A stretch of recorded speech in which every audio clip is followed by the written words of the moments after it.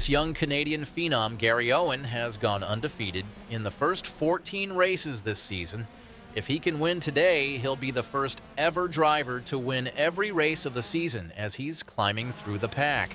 And we were doing exactly that. Welcome to the NASCAR 25 Career Mode Prologue, where I take you guys on the adventure from the start of my career all the way through to the beginning of the NASCAR 25 Career Mode. And it kicks off from the early beginnings of the 2020 season in my karting career, as I have won the first 14 of 15 races, already locking up the championship here in the Canadian Go-Karting Championship here, as we were looking on the 2 lap to go mark for the lead, and we would take over control here in the Toronto Pearson Airport hangar as we would bring it home and win 15 of 15 races as a rookie in the 2019-2020 season. And our plans were eyed on the NASCAR Cup Series. History made today, Gary. What's the next step for you? Are you eyeing a future in Formula One? Absolutely not. No, I'm full focused on North American motorsports and NASCAR. I think that's the path forward for me. And so after that, the NASCAR journey would begin. Making his NASCAR Canada Series debut in the 2020 season is Gary Owen. He comes from a road racing background, so I'd keep an eye out for him today, coming from the back of the pack. Here we are, making our debut at Canadian Tire Motorsport Park here from the back of the pack, as we had a lot of work to do. And for a Canadian to start your NASCAR journey, it's not very easy. Of course, you're kind of closed off from NASCAR. You need to be in the USA, and it's going to be a tough journey forward, but to me, we have to do something unique. We can't just be quiet. We are going to have to make noise. We're going to have to race everything. That includes me making a debut on ovals, which is why I have joined the NASCAR Canada Series for the 2020 season to try and, of course, build up my oval resume. And we're just going to race everything we can to get our name out there, make headlines, make highlights, because for a Canadian to get an opportunity to be successful in NASCAR, like I said, you got to do more than just be good. You've got to make highlights, you got to get your name out there, and it starts by moving Canadian motorsports royalty out of the way there, Alex Tagliani, and we were coming through the field as this race progressed. We had driven inside the top 10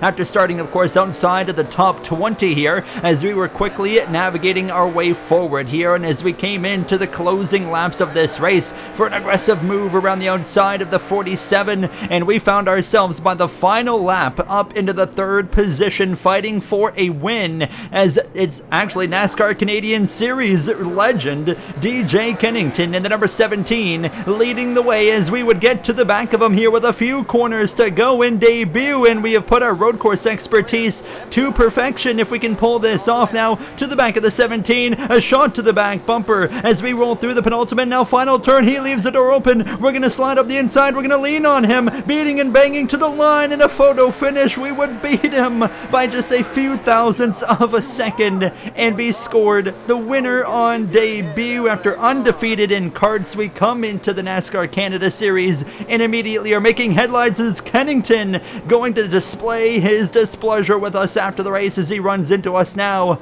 as we would get to burn it down in our first burnout of our NASCAR career. Unbelievable scenes, and as expected, DJ Kennington not very happy about what happened on the racetrack, saying after the race, just another kid coming in, knocking veterans out of the way. Problem is, he's got to race on an oval, and he doesn't know how to do that. Well, challenge accepted. Second race of the season, my first oval, and it's my home track, Jukasa Motor Speedway, formerly known as Cayuga Speedway, as we had actually been immediately leaning on the back of the same guy that called us out a race before, the 17 of DJ Kennington here now, as we had moved up into the 4th position now, and leaning on the back of that Castrol Dodge just in front of us now, trying to figure out, of course, the whole oval idea, and tire management, of course, a lot more prominent as we lay away the bumper to the 17. Up the inside we go now, side by side. And we might be a rookie, but we are not rolling over for these veterans now. We are here to win. We are here to make headlines. And we clear the 17, and it wasn't long until we would actually get back up to Kevin Lacroix here in the second position, and we would pass him. But unfortunately, that was all I had. So my oval debut, first race on ovals, it would only be enough for second, but I think for a debut on an oval, that's pretty competitive, and we'll be coming back to this track in the season finale as well. It was now time to continue adapting my oval expertise. My dirt debut came within a week after the race at Jukasa, and we are in a micro sprint for my debut into dirt racing. We didn't want to just jump me into the large 410 sprint cars, as we would, like I said, take it easy, make sure I can at least hold my own, get myself around the racetrack, and most importantly, adapt and prove that I can adapt to a different type of race car. That's what makes the NASCAR drivers so good, is their adaptability, and we got to prove that immediately here now as we were underway from the 20th position deep in the field, having to work our way forward, and that's the only way we're going to be able to advance our career for a NASCAR opportunity in the United States, is by working our way forward, like I said, proving we can adapt to any type of machinery that we get behind the wheel of. Now crash right in front of me as we would split through. We stay green now as we continue on here, already moving up to P17 as we're ripping the bottom, trying to make some headway, make some passes, and we've already passed a good 5-6 cars here, now up to 13th, and we were quickly slicing through the field as we came towards a little bit later, halfway through on lap 5 of 9, inside the top 10, up to P7 as we continue to fight hard for every single position. And by the end of this race, we had worked our way into the top 5 on my dirt racing debut, continuing to show the adaptability of myself here now as we roll through 3 and 4 for the final time to complete the top 5. And we were very content with that effort, but we are here to win, and I can't promote myself to sprint cars until I find victory lane. Well, my second race in micro sprints passed for the lead here with a few laps to go in the A main, and that was all she wrote as we would take over and now be on cruise control to the end of this race now, as working our way into lap traffic on the final lap, but we're going to be able to play it safe and come into the end. We'll get our first win in micro sprints on dirt in just our second race.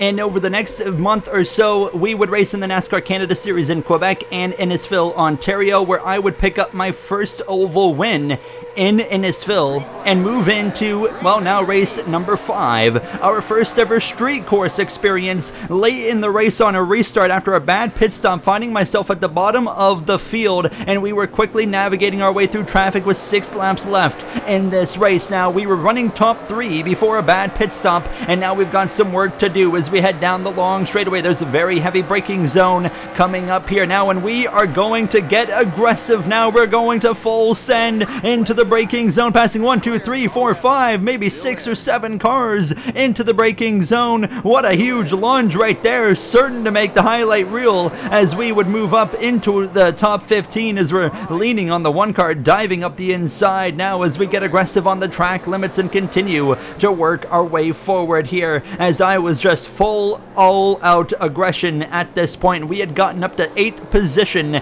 with 4 laps remaining here from the Toronto street course now, as we're right to the back of that 14 Dodge now, leaning on the door a little bit now as we would head down the long straightaway again, and now we were up into the 7th position now as we are pulling with the slipstream to P6, going for a lunge up the inside, but we're all braking ourselves. We've locked up the front tires in between 2 cars, and we've crashed head-on into the tire barrier, and we've wrecked out in Toronto. Now, that wasn't really the worst thing in the world, because Dale Earnhardt Jr. actually on the Dale Jr. download was talking about the move that we made in the dive bomb and mentioned the fact that he was paying a bit of attention and seeing what I was doing and talked about how cool that move was, even considering I wrecked myself out. We were gaining some attention in the NASCAR world, and now it was time for my 410 sprint car debut. And our goal is simple, just like when we made our debut on dirt in the micro sprints, just simply prove that we can move our way forward. We start here just outside the top 10, about P15, as we were working our way forward now as we continue to ride this high line. And this is a series and skill that will teach me to just learn the challenges of driving a stock car when they're out of control going into the future, and hopefully as well getting more comfortable ripping the high line. And as well as I'm doing this, I'm falling in love with dirt racing and thinking about, of course, a NASCAR career, but as well what kind of major sprint car racing events could I conquer throughout my career as well, such as the Knoxville Nationals, as well the Chili Bowl, things like that. Now is coming to the line in our debut, finishing 10th. We moved our way forward, we were off the ground, and just 1 week later at my home dirt track of Oshawiken Speedway, we were leading in command in a pure domination performance. Now coming to the final lap, working our way through lap traffic, and just like we did in the micro sprints, we would take 2 races to learn how to get this car under control and find victory lane. We would win in our second major sprint car race. And as the year continued to progress, we would win more sprint car races. We won 3 more sprint car races, and throughout the NASCAR Canada Series calendar, we would win 4 more races there. So overall 5 wins on the season and leading the points. And it was announced, a huge announcement, Chase Elliott would be racing in the season finale at Jukasa Motor Speedway, and this was an opportunity of a lifetime. Less than 10 laps to go in the season finale in September for the NASCAR Canada Series, and Chase Elliott piloting the number 96 is 3 wide on the inside with Andrew Ranger. I'm the one that sends it 3 wide, and we slide up across the nose of the Cup Series driver, still seeking his first Cup championship here in the 2020 season. And we clear Chase Elliott, and Andrew Ranger, who's also fielding Elliott's car, would continue to fight, and they would fight side by side. And as I would come around to the final corner here on the final lap, we've passed a NASCAR Cup driver and winner and potential future superstar Chase Elliott and put our name on the map. We win at home in Jukasa in the season finale. This would be our 7th win on the season and the 2020 NASCAR Canada Series champion. And now we have proven we can straight up beat a NASCAR Cup Series driver and winner. This is the opportunity we had been waiting for. Over the offseason, NASCAR Canada champion Gary Owen made the move down south as he looks to advance his NASCAR career. He's officially signed a development deal with Toyota as he is set to race in all sorts of series this year. The guy we beat in the season finale, Chase Elliott, went on to win the 2020 NASCAR Cup Series Championship, and in 2021, I was making my American motorsports debut here in Cars Tour with the Toyota Racing Development Program picking me up over the offseason and giving me the chance I've been looking for, and they had a very simple outline for me. Race me in multiple series. I'm not committed to a full season in anything, but we're making our Cars Tour debut here, and the goal is simple: prove we can win. And if we can do that, they will continue to give us funding for a potential ARCA start later this season at a specific track, Rockingham Speedway. And we were quickly working our way forward. Now we had moved our way up into the 3rd position now, and we continue to work our way forward now, making moves for 2nd. We have gained a bit of a reputation for being a little bit over aggressive, of course, and that was something I was trying to be, very conscious about, as we had in the closing laps run down Mini Terrell, and we would look up the inside of his late model through 3 and 4, and we would pass him for the lead on Cars Tour debut. Here we are leading as we overdrive the next corner a little bit now, giving Terrell an opportunity to fight back, but it wasn't enough. Through lap traffic in the closing laps, 1 lap to go out of turn 2 down the back straightaway for the final time, and we've got about a 2nd buffer on 2nd place of Mini Terrell, and in debut, Cars Tour winner, rookie Canadian driver at Sauce, Gary Owen, takes the win, and we move our career 1 step further as we would burn it down. We have proven not only can we win, but we've also proven we can win the right way. But I've also proven I can get a little bit over the edge. 1 week later at South Boston, in P2 behind Mini Terrell again on the final lap, and I get it too aggressive trying to move him, and I wreck both of us and eliminate both of us from potential wins here now as we would roll out of turn 4 and overstepping the boundaries, and we would finish in just outside or inside the top 10 still, but embarrass myself in the process, and obviously that would lead to some recognition from actual NASCAR drivers. Denny Hamlin chiming in saying that some of these kids just can't help themselves, racing like morons out there, and I mean, I look pretty stupid right there. And of course, like I said, you know, for myself trying to make it from Canada, I'm trying to make highlights, and unfortunately, I made the wrong ones today.